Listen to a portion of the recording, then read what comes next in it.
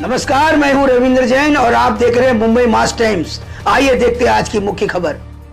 सपकाळ असं म्हणालेले आहे शिवाजी महाराजांचा एवढा सन्मान टिपू सुलतान यांना दिला पाहिजे असं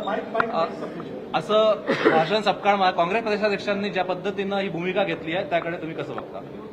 खरं म्हणजे त्यांना लाज वाटली पाहिजे।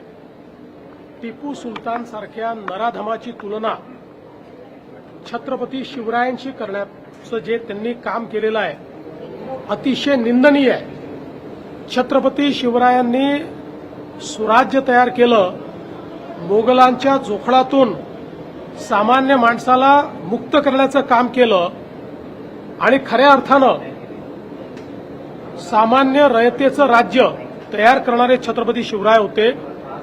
आणि त्याचवेळी हजारो लाखो हिंदूंची हत्या करणारा टिपू सुलतान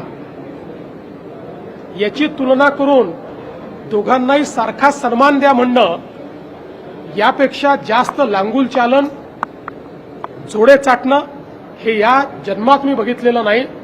आम्ही हे बिलकुल सहन करणार नाही। टिपू सुलतान आणि छत्रपती शिवरायांची तुलना केली याबद्दल त्यांनी माफी मागितली पाहिजे।